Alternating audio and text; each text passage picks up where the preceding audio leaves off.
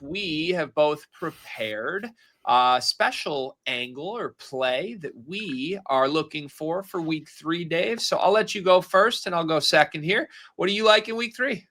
Yeah, sounds good. So that's the wrong one. As I've done a couple times here, I've spun up a 3-leg touchdown parlay heading into the weekend.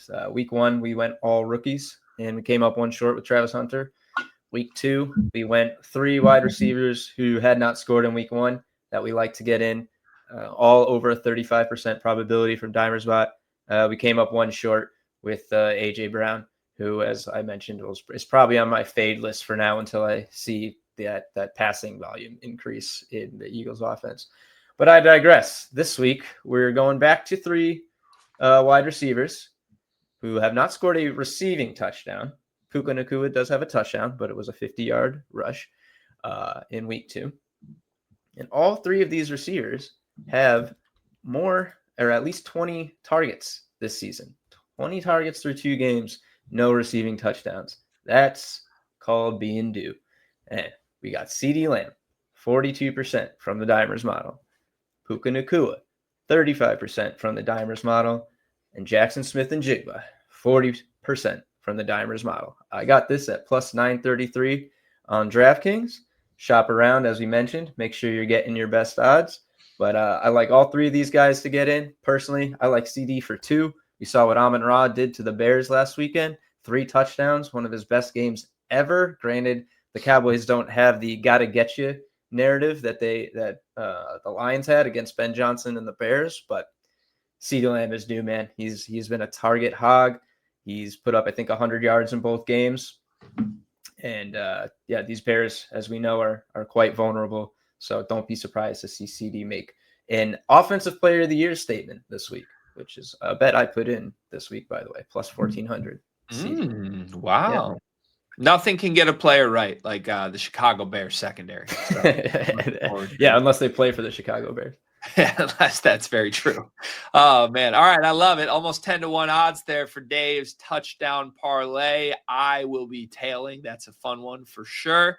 All right. I'm going to get cute with my play here for week 3, and I'm pretty excited about this one. So I was Slack messaging our internal timers team here to share a ticket I had over the weekend that hit, and it was a 25-plus yards quarterback rushing parlay. Now, I had Baker Mayfield and I forget who else it was. It was the other quarterback in the Baker game last week, but they had longer odds. It ended up roughly 10-1, and it was just a really fun ticket to watch. You're basically looking for 1 to 2 big break pressure, break containment scrambles, and that big run from Baker that ended up winning Tampa Bay the game and extended that drive was the run that ended up cashing my 10-1 ticket. So I'm now, I don't know, convinced that this is outside of the touchdown round robin, one of the most fun things you could put together for week 3. And I'm using the Dimers player projections data to help guide this. So I've got basically a 12-1 ticket, 5 different quarterbacks, all to hit 25 or more rushing yards. Now, I will note, these are just the 5 that I chose. You could certainly use the projections model to pick different players if you want to tweak this. Jaden Daniels is also projected well over this line. Caleb Williams, another quarterback that was projected right around 25. So we have 7 quarterbacks projected to be in the general vicinity of 25 yards or more. The 5 that I'm going with: Patrick Mahomes, Jalen Hurts, Josh Allen, Drake May, and Bo Nix. Now, if you are to look through our player projections tab, Patrick Mahomes projected 31 rushing yards this week. Drake May, 27 rushing yards this week. Bo Nix is 24.5. So I'm going to do some generous rounding up to me here to get to 25. Good and then we know Jalen Hurts and Josh Allen are projected to knock this out of the park every single week. They're going to be projected upwards of 45 to 50 rushing yards here. So I love this value-wise, 12-1. I think it's a really fun way to use the data to try to build kind of a lotto-type ticket. And again, from my personal experience from week 1 watching Baker do it, or week 2 watching Baker do it, I think all these guys are mobile, and it only takes one. It takes one big break containment down the sideline, 20-yard run, and you're feeling like you're in a great spot for this. So go Bo Nix, go Drake May, 12-1, using the Dimers projections to help us get there. You know, if there's one that I love in this, it's the Patrick Mahomes one as well.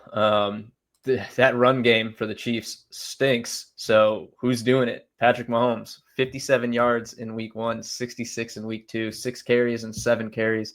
And I'll give you another little teaser. I put together our soon to be boosted Sunday Night Football same game parlay today. And there just may be Patrick Mahomes rushing yards prop in there. Wow, I love it. All right, we're aligned, and that's always a good thing. One other note, too, that does have Josh Allen, who's in the Thursday night game that we've talked about a bunch.